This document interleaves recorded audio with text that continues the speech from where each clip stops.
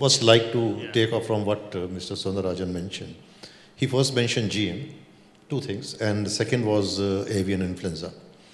Now, see, this is a pointer towards how little is there any awareness about this sector amongst the public, and not only amongst the public, even amongst the policymakers.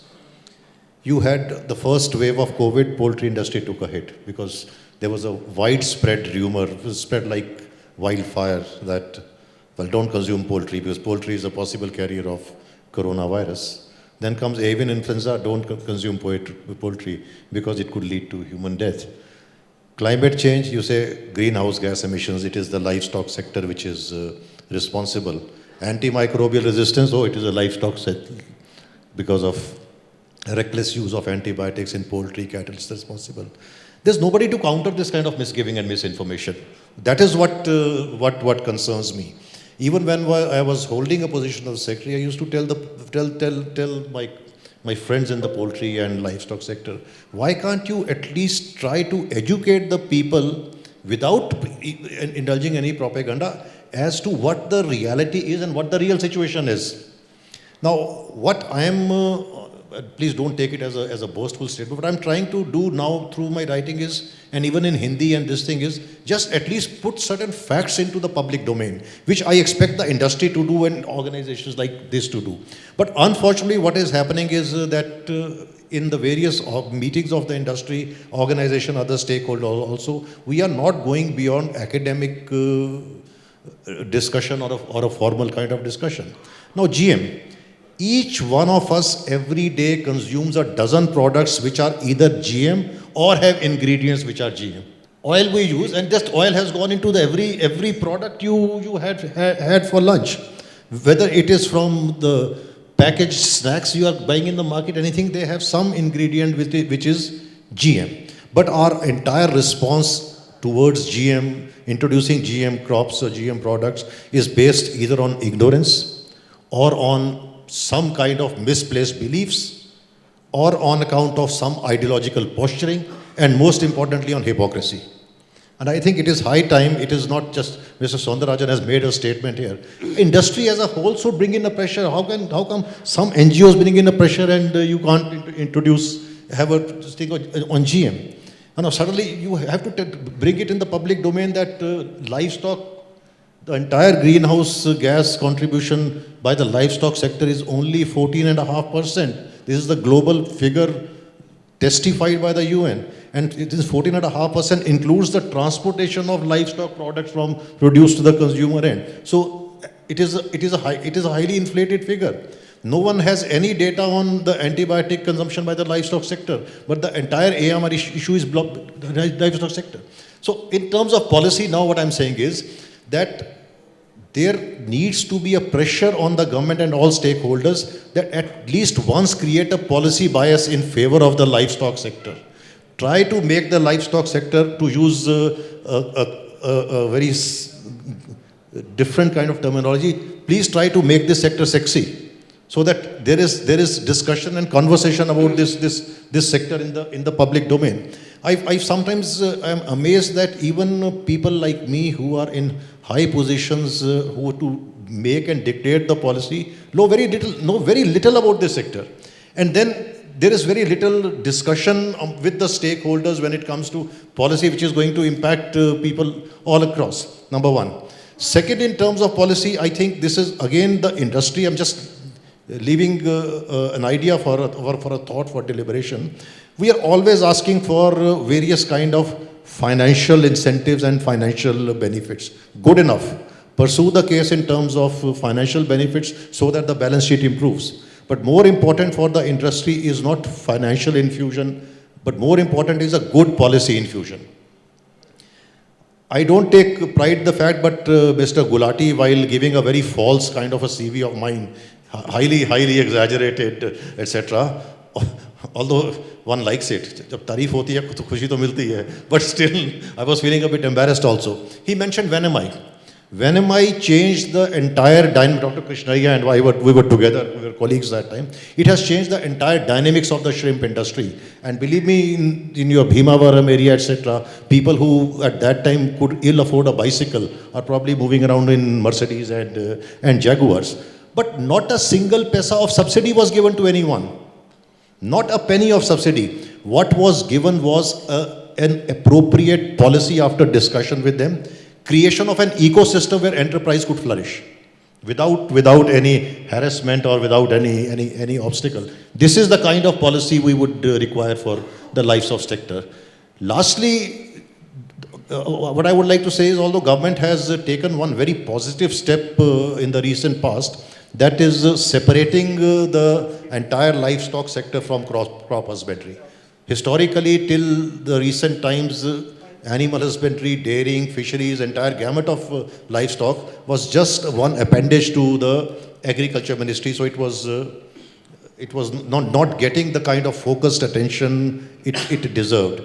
But what has happened is, after creation of a ministry, it's a good political statement, a demonstration of the commitment towards this sector. It has somehow not really, over the last 3-4 years, translated into anything visible on the field in terms of the impact on the sector.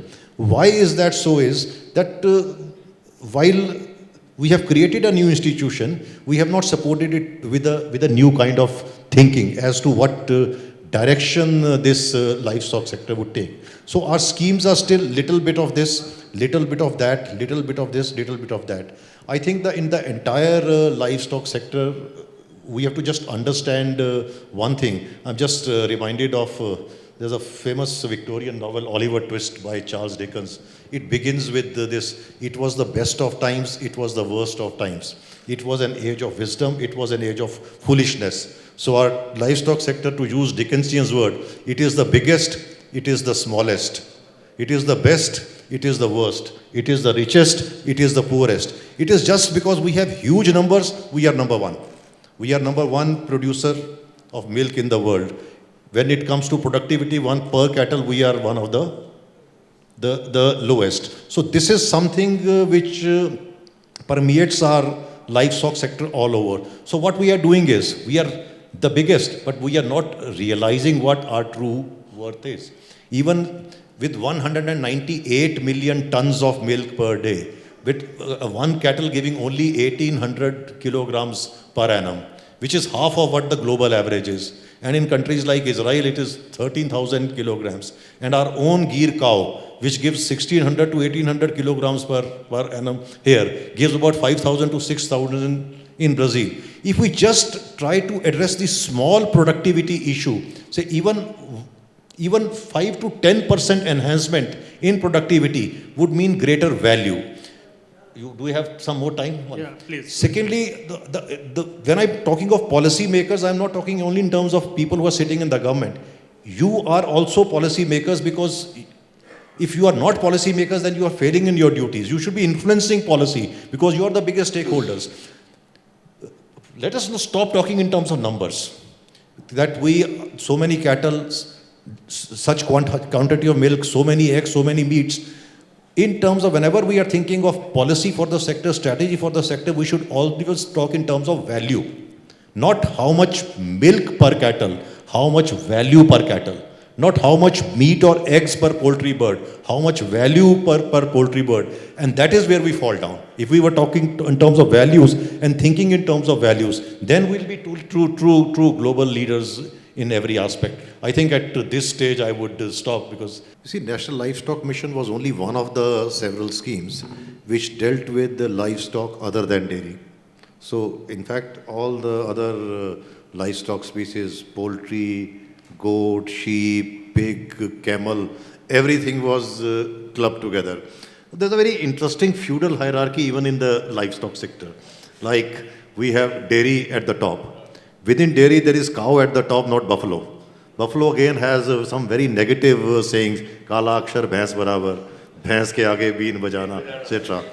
Bhains gayi pani mein.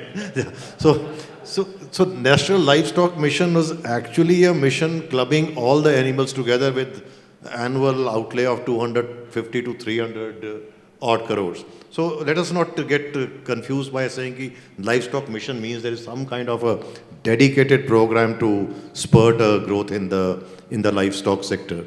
So I'll just put it this way that from what Mr. Yadav mentioned in terms, now with the entire focus has changed. And one very good thinking at the government level is that now financial infusion rather than only in the form of subsidy is in the form of institutional credit, contribution of margin money, and whatever financial support is being given through interest subvention. So there is a stake. So what we are moving towards is the thinking shows that we should move towards now farmer entrepreneur. So there'll be higher degree of responsibility. Sorry to be repetitive. Why I'll again quote the example of Venemi. In the year 2008, our entire production of Venemi in this country was, Venemi, shrimp production was 70,000 tons. And all 70,000 was black tiger shrimp. Now, come to 2021, we are producing nearly 9 lakh tons of shrimp. And within this one decade, from nowhere in the global picture, we are the biggest shrimp exporter in the world. We have captured 26% of the global shrimp market. Again, not a single penny of subsidy.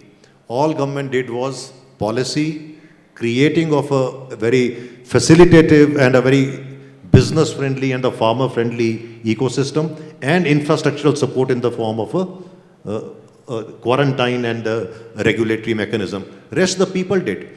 And here it was a case of integration happening by itself.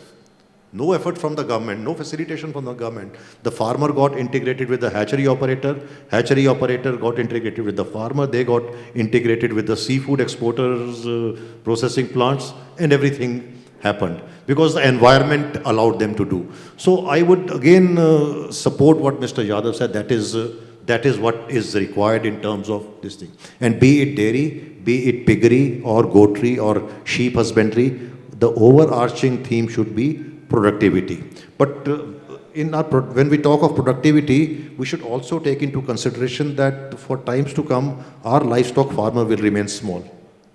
We cannot, because we have a unique model. We cannot just corporatize the farmer or convert him into big. So when we talk in terms of productivity, I view at productivity as value, not merely as numbers and quantity. And the role of the government here should be again, Mr. Yadav said it's not rocket science. There are only two things required in agriculture as also in livestock: good seed and good feed. So when we talk of seed also means breed. I think someone had mentioned in terms of what is our coverage under, I think you mentioned, or someone mentioned in terms of artificial insemination. Now government figures are 30%. और राहुल जी ने figures की बात की थी कि your data was same then and data is the same now. Probably the people who gave you data now did not know how to fudge it adequately. Typically what happens in government is, and which is the biggest drawback and biggest inadequacy of our policy making, we are basing all our policies, all our scheme and strategies on a data which is suspect. And that is one of the banes of our policy. Now, even with an exaggerated data, our figures say that 30% of the cattle is covered up under the artificial insemination program.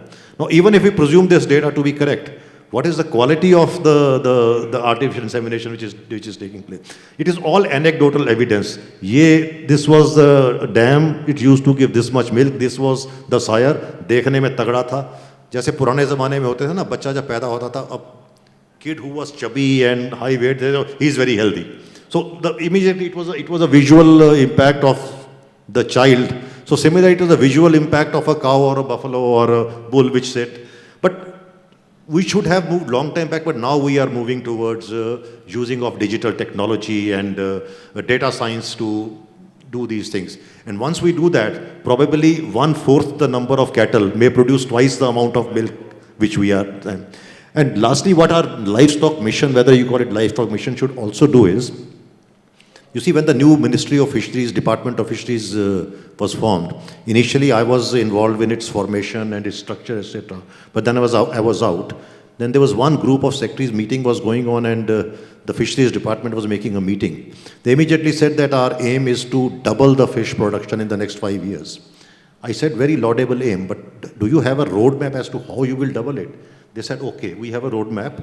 Although I had my doubts about that roadmap, I said, okay, accepting your roadmap, how will you handle that fish? That is another thing which our policy must address. The global figure latest given by the Food and Agriculture Organization is that 1/3 of the food produced all over the world is wasted. And here waste is not just total waste, waste also in value. It should have fetched X value it is. If 1/3 is the global figure, my assessment is India's figure would be more than 1/3. It would be somewhere. We don't have any data. If you see the data given by the Ministry of Food Processing Industries, they'll say 14% for horticulture products, 13% for vegetable, this much percent for milk. But this is the figure and data of the food totally lost. But in our country, which has still a large number of poor people who can ill afford quality food, the large quantities of poor quality food also goes into the market. And that is again something which needs to be looked into. How do we add value to our food? And value addition, not what scientists and academics define. They define value addition as creating new, innovative, and more valuable products. No. In our country, wherein socially and culturally, there's a high premium on fresh food. The real value addition is freshness, and freshness. Whether we can increase the shelf life of fresh and raw food, that is very important. I have a tendency to overshoot my time. I'll end with just one example. Today, you do a Google search right now sitting here. There will be markets where you'll be getting sashimi grade tuna for $1,000 or more per kilogram. But the tuna which caught in Indian waters by our fishermen would be selling for 200 to 250 rupees a kilo, which means only $3. $3 versus $1,000. The basic raw material is the same. The only difference is value addition in terms of refrigeration. You see, a good refrigeration right from the catch on the fishing vessel till it reaches the consumer has added value from $3 to $1,000. So this is what we should look at in terms of increasing the shelf life of fresh food, be it egg, be it poultry, be it milk, or anything. I think I will stop here. I have not answered the question with respect to National Livestock Mission, but the entire mission should again be centered around the value of the effort of the farmer, value of the output which the investment is generating, and value across the value chain and the supply chain.